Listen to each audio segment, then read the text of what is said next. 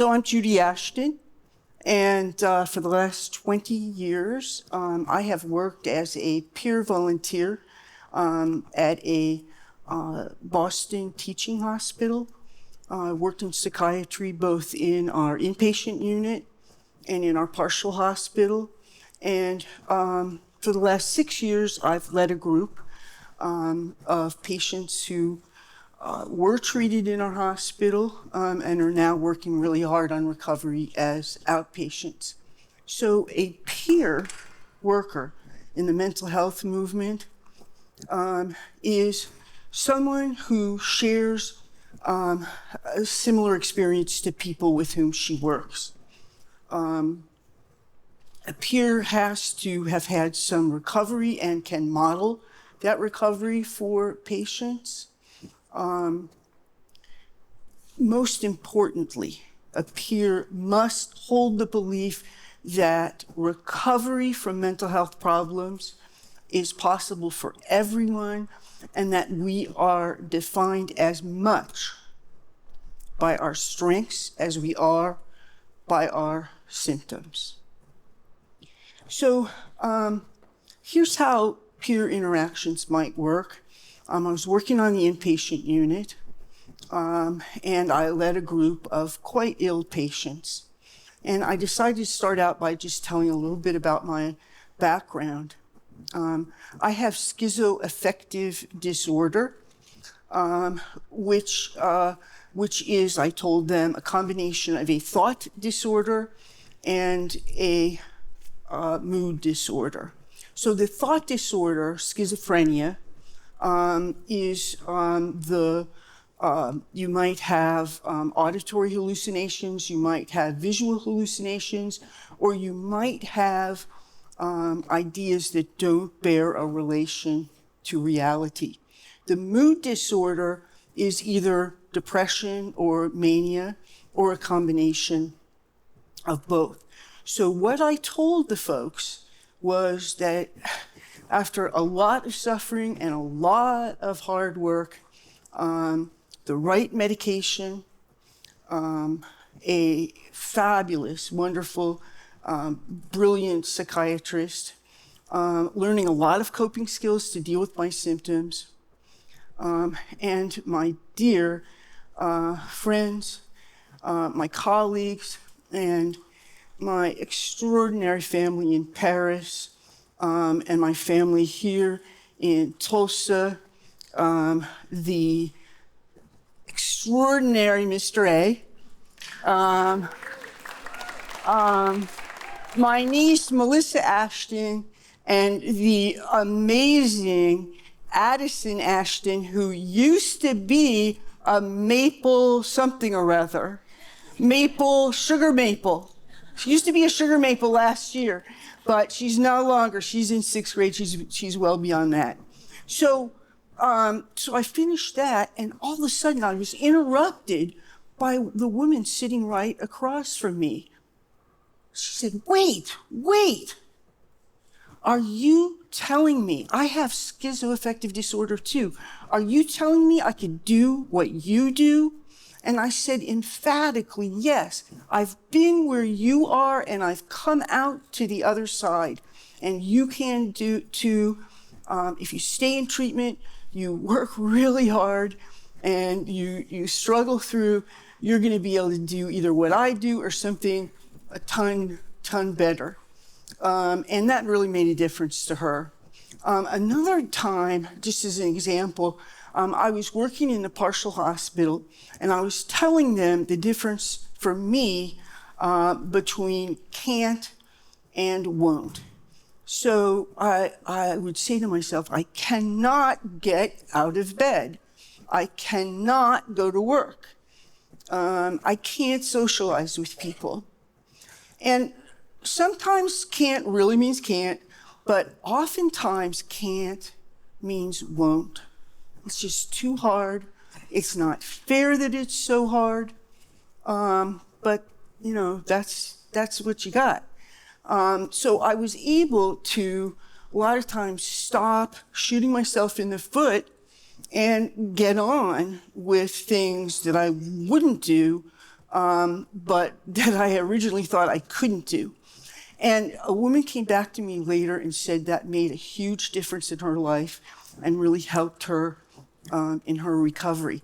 So as a peer worker, I'm able to talk from my experience, which is something that the medical professionals are not able to do. The peer movement is about 50 years old, and it has developed into more formalized relationships in the last about 20 years. There's some peer volunteers like me. Most peer workers are employed as certified peer specialists for pay in the mental health system. The evidence base for peer workers and their impact on patients is strong. One study showed that there's a positive impact on patients on their hope, their empowerment, and their quality of life. There is a reduction with peer support in rehospitalization and days spent in inpatient units. Wonderfully enough, for peer workers themselves, they have fewer emergency room visits and hospitalizations, and their mental health is much better. And that's certainly true for me. I have found my calling in doing this work, and it provides me with a deep sense of meaning. So, what do I do as a peer volunteer? Well, I talk and I listen to patients. I share resources about mental illness and peer support groups. I share the coping skills that I learned over time.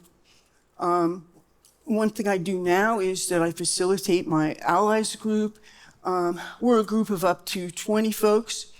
We meet every Saturday for 2 hours. We are of diverse backgrounds. We have racial diversity, and we are of every age group. We have youngsters as young as 18, and we have several folks who are pretty darn spry in their 80s, and every age group in between. So what we have in common is that we share a history of significant behavioral health illness, and we are working hard on recovery. In our group, we first talk about how our week has gone. We talk about difficulties that we have come upon, and we talk about how to resolve those difficulties. Then we have a topic which might be stress or loneliness or grief or loss. What mostly we do is do whatever we can to support one another, and to help people feel less isolation and loneliness and more friendship, love, support, and compassion.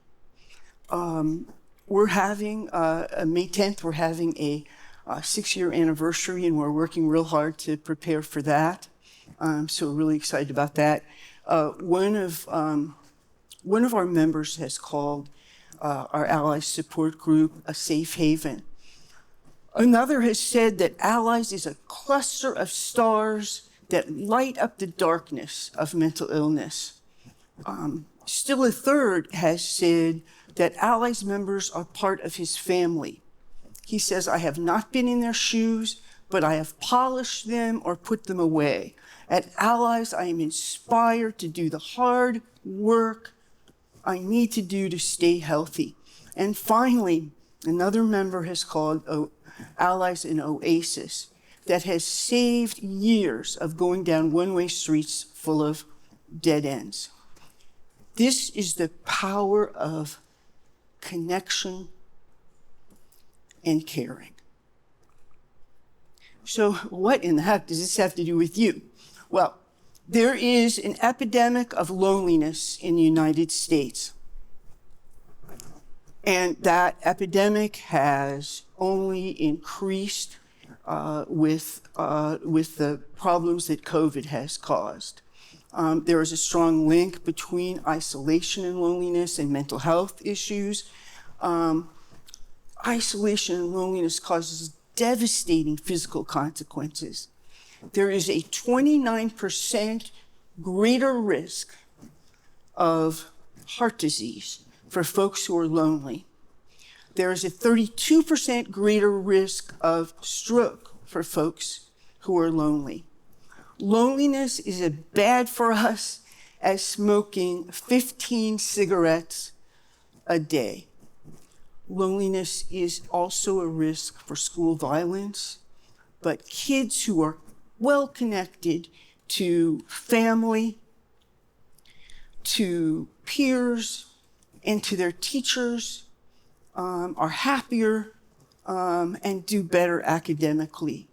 And adolescents who have a sense of social connectedness have positive outcomes in early adulthood and are more likely to graduate from college. So we can take a lesson from peer workers in the mental health field and and help them, and also start our own epidemic of compassion. As the Dalai Lama teaches, if you want others to be happy, practice compassion. If you want to be happy, practice compassion. So here is what you might do here at Riverfield and in Tulsa to spark a movement to build and sustain community. So you're already doing a lot here. You have an innovative school counselor kids see on a regular basis. You are well-versed in peaceful conflict resolution. You respect diverse personal styles. You can express your emotions positively and clearly. So what you could also do here at Riverfield is start your own allies group. And that group would be focused on promoting friendships, promoting inclusion, and promoting positive mental health. You could help new kids or kids who are lonely. You could help kids who are having personal or academic difficulties. And you could make sure kids are not spending lunchtime or recess alone. So another really great intervention is the thank you wall. We have one in our psych department, and people can thank colleagues or mentors and just put the thank you note on the wall. And it's really easy to do, and it helps people feel a really strong self-esteem and a sense of community develops. In addition, you might try the friendship bench. Okay, so in New York City, in Harlem, in Brooklyn, and in the Bronx, there are bright orange benches called friendship benches that peers have been trained to sit on regularly and help people who are having mental health difficulties. In Zimbabwe, in Africa, there are 12 psychiatrists for 126 million people. They have trained grandmothers to sit on these benches and help people who are struggling with mental health difficulties. And again, the evidence base for these friendship benches is really positive too. So you could have a friendship bench at Riverfield, and folks could staff the bench and help kids who just want somebody to talk to. And in addition to all these interventions, anyone can act as a peer for someone else who is struggling and for whom they have something in common. They can reach out and provide a listening ear and help them through their struggles. As I tell people, you have not walked in others' shoes, but you have been in the same shoe store, and you have some ideas about how people might get through their difficulty. Showing kindness and concern to peers creates a sense of inclusion and makes peers feel cared about. In addition, this helps the giver feel a sense of accomplishment and self-esteem. So I invite you to try some of these interventions, spark a peer movement to create a better world for all of us to live in. Thank you.